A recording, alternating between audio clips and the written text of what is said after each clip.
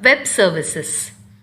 The www is an ocean of information which is stored in the form of millions and millions of interlinked web pages and lot of web resources.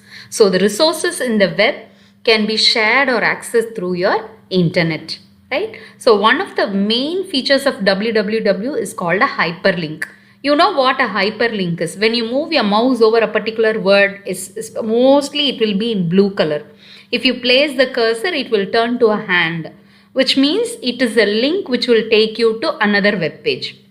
So hyperlinks are pages, are words or pictures that allow users to navigate between different web pages. So if you click on that link, it will take you to another web page. Okay, and the person who invented this www is Sir Tim Berners-Lee in the year 1990.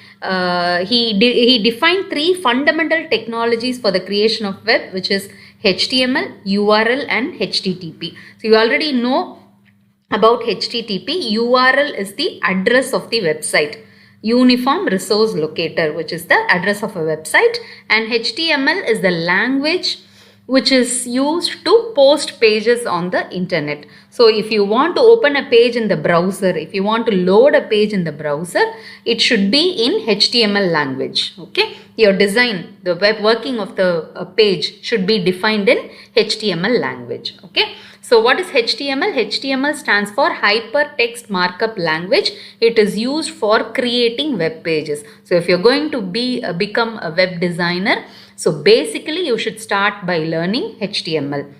It describes the structure and design of the web pages, right? HTML, what is using markup? What do you mean by markup? Like you will type the content of the web page and mark the content as heading, title, paragraph, bold. You will mark the content. So that's why the marking is done by using tags. You have some words called tags. You will mark the content as heading and you will mark a particular content as a paragraph, mark a particular content as title. So this marking is done by tags. So this will allow you to render the content, and you can also make the page interactive by using hyperlinks. Click on a hyperlink, it will move on to another page. There is another language called XML. What is XML? XML is a language here. Extensible markup language. XML is called as extensible markup language. This is again an independent tool. XML is a software which is independent, which is generally used to do dynamic working of the web page. What do you mean by dynamic? Say for example, if you have a website like a blog where you just display a photograph or a set of photographs and some content, a user will open it, go through the data and close the page. That is called a static website. Dynamic website is a one which is interactive. What do you mean by interactive? You will be asked to type some content, username, password, click on login.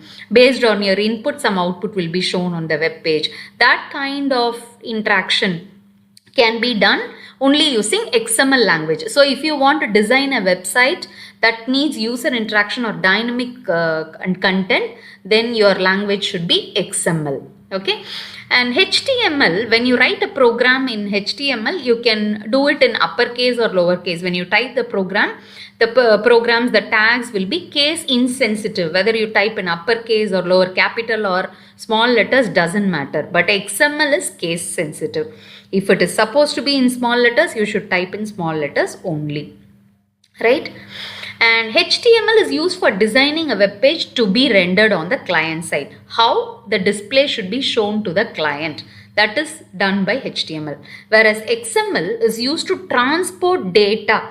What is meant by data? Suppose you click on login, type your username, password, that is transferred to the server, and the server will allow you to log in from the database. Your data is recovered and shown. So all these things are done by XML. HTML has its own predefined tags. There are some set of tags which you will learn and use. But whereas in XML, the user can define their own custom tags. Okay, and HTML does not understand white space. So when you open Notepad and type a HTML code, the space that you leave in Notepad is not recognized by HTML, whereas XML understands that.